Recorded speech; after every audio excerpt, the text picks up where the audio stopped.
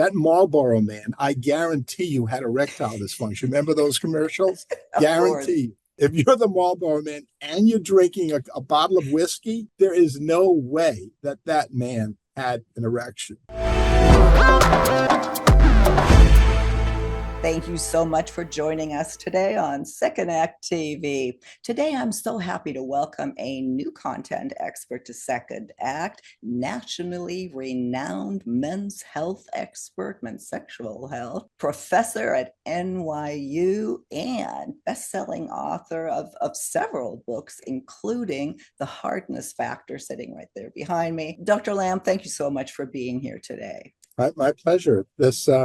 I haven't reviewed my book in a while, but the subject comes up every day in my office. Well, I can imagine. I can imagine. And we, of course, as you know, speak to an audience of over 50. It's about dating and relationships and anything to do with sexual health. And of course, ED is a huge, huge topic. And what I'd like to talk with you about today, because you are so close to it, you're on the front lines with the men, and for that matter, the women, their wives. Why is this so difficult to talk about, for men to even admit to it, for women to ask about it? What makes it such a taboo topic still? Well, it was amazing that nobody talked about it before Viagra was approved.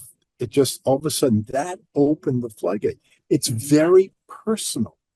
And for some people, they can't talk about sex at all. I mean, I think our society has advanced to the point that we're increasingly liberal, but we have to remember that there are many individuals that find this incredibly awkward. And just for your listeners or your viewers, erectile dysfunction is defined as the consistent inability to achieve and maintain an erection. It's not an occasional, erectile failure. That is universal. There's no man on this planet who has not had a failure, whether they're 18 or 50 or 60. For some men, it's about education. Some men just thought it was okay as they got older that they wouldn't have an erection. And for some, they felt that it was so embarrassing to talk about that they didn't talk about it, and compounded by the fact that their doctors didn't raise the discussion. So the male doctors just didn't talk about it. And many of the female doctors found it awkward to even raise the subject, and it wasn't discussed. And even today, where we have incredibly effective treatments, more often than not, when the average male goes to the doctor, they do not ask them about their erections. So there is a taboo for cultural reasons, for social reasons, for the dynamics of masculinity and how we as a culture define masculinity. So it is a very sensitive subject, to put it mildly. You just referenced the whole masculinity, that the masculinity, a man's whole identity is often tied to his penis, to how hard his penis is. How do you have any advice on how do we actually in real life overcome this? Men are very fragile if women don't understand that. Men are always seeking validation. It's one of the critical needs that men have. Besides the sex, they need validation. And once you start to question you're not validating their manhood because you're discussing an erectile issue, you have to walk very carefully. But you can say, honey, I love you. I know that sex is part of it. What can I do to help you? And I think it's just a matter of empathy, and it's a matter of understanding and in a non-threatening way. And you could also say, by the way, I know that, I saw this TV show where they were talking about male erections, and basically they were saying that there could be some medical issues, and there's so many things we could do to help you. Maybe it's a sleep problem. Maybe you have sleep apnea, or maybe it's one of the medications you're taking. Yeah. I think you just have to be knowledgeable and empathic.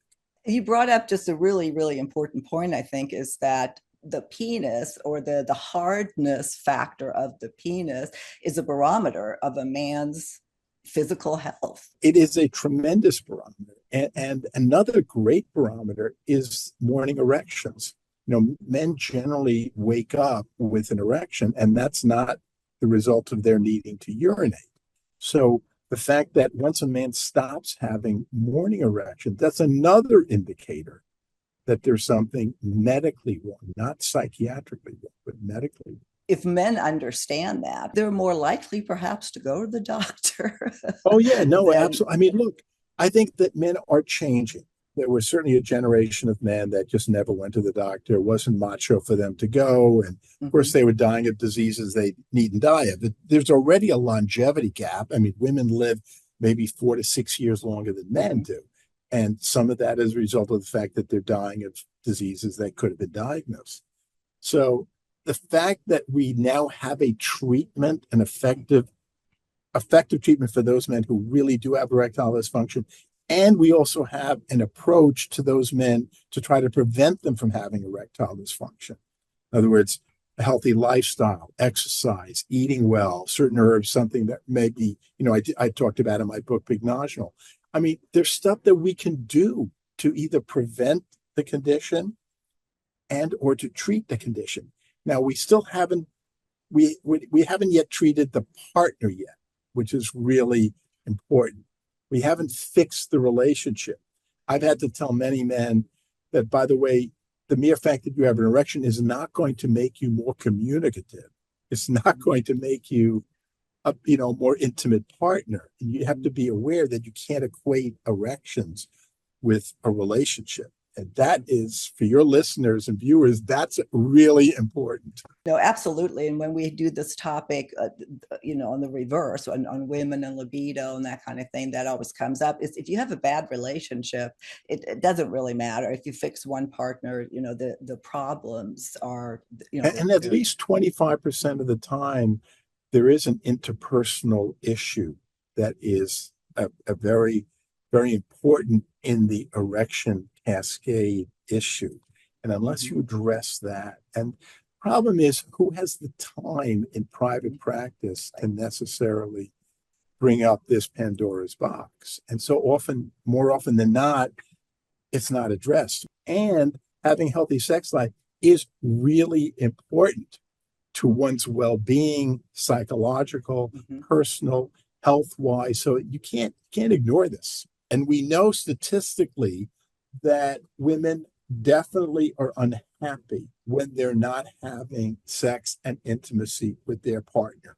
And in many ways, unfairly, they feel responsible. And it's not even so much, as you just mentioned, that women necessarily want penetrative sex.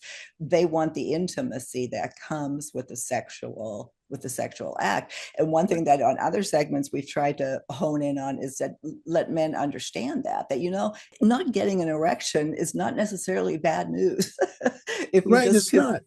It's, once again, as long as we know, for example, that we have treated some underlying condition. If, for example, that a man has prostate cancer, right? One of the most common cancers. And let's say the treatment for prostate cancer could have been surgery, where they will, they may not be able to maintain or achieve an erection.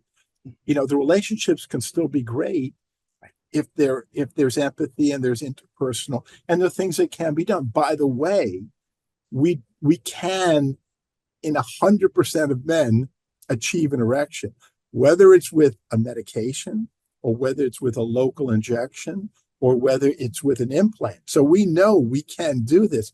It may not be necessary because for a lot of couples, for a variety of reasons, penetrating sex is not necessarily all that they want to achieve in a good relationship. You just brought something up that I just have to ask about, and I know a lot of our audience, because I don't know, but the injections in the penis, is that something you do yourself? Or yes, of course. Yes, and that doesn't that hurt? No. No, it doesn't. I know it seems bizarre, but let's put it this way.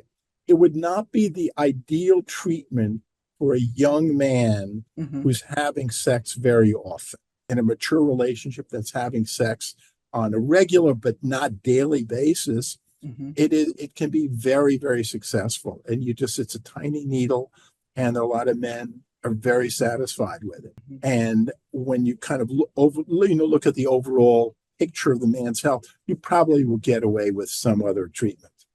Meaning the pill, the pills. Viagra. Yeah. What would you share with our audience about those? Is the one better than the other, especially when you're older? I think they're all, one size doesn't fit all. They're all outstanding drugs. Okay.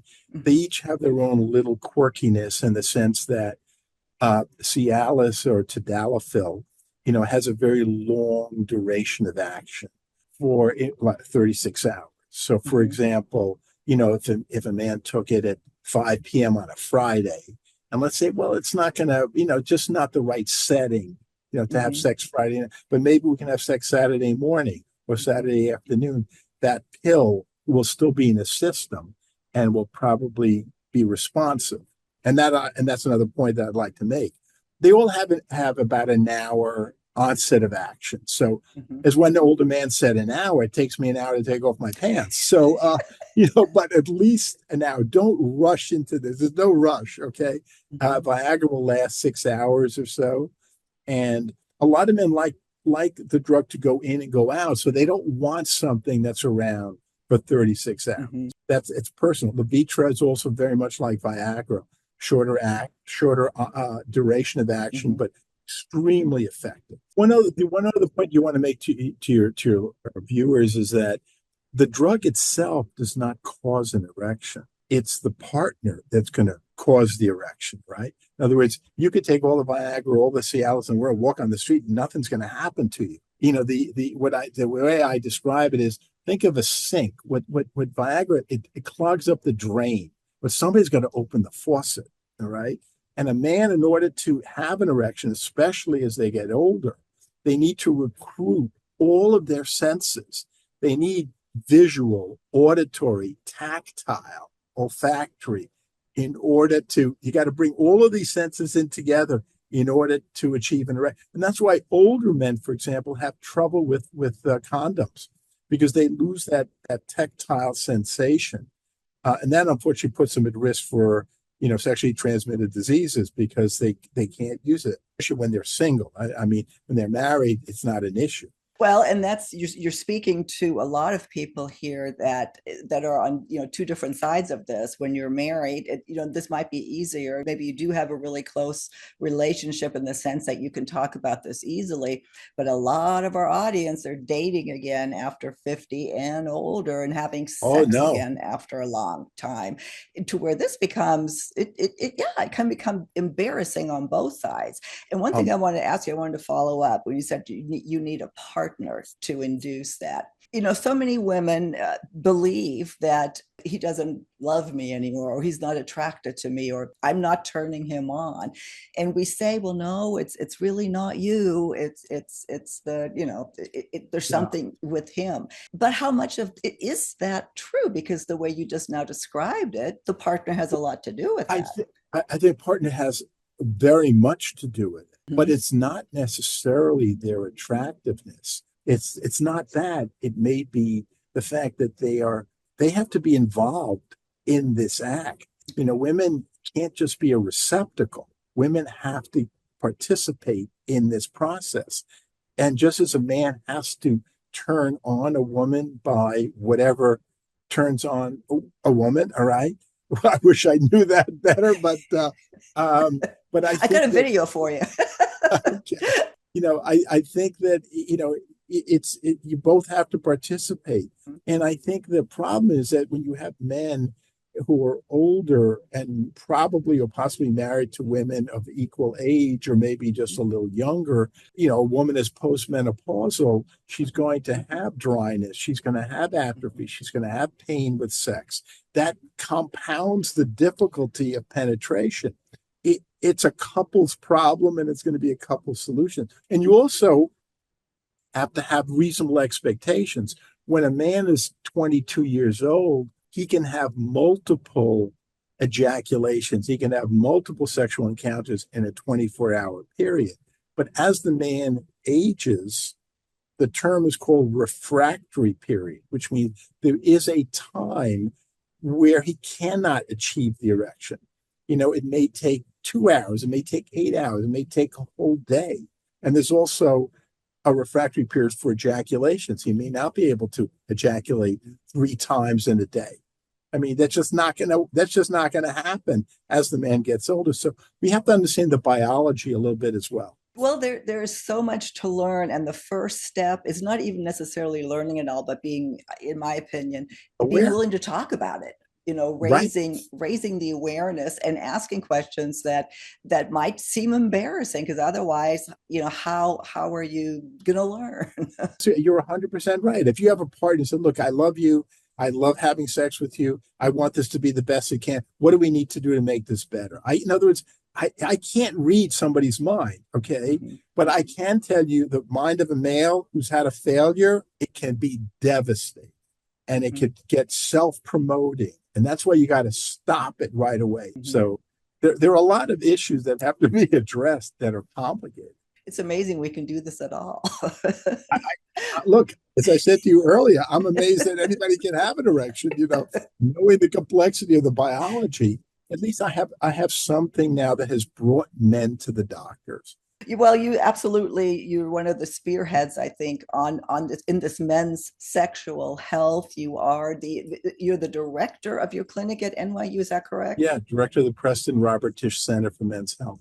Yeah, so we're very lucky to be speaking with Dr. Lamm. Incidentally, he used to be on The View. They called him in. So I'm just honored that you're here speaking with me. And that we can address some of these topics. And while we've been a little jovial about this or laughing, I think that's part of it. If you can make it a little lighter than it really needs to be, is that helpful? Yes, I'll ask absolutely. that in closing. I mean, this is not cancer. This is an important issue. But it's an opportunity is the way I see it. In other words, it's an opportunity to launch both a male and their partner into a better, healthy situation. Dr. Lamm, thank you so much for spending this time with me today. I want to hold you over for another segment where I have more questions in this direction. And I look forward to our next conversation on Second Act TV. My pleasure.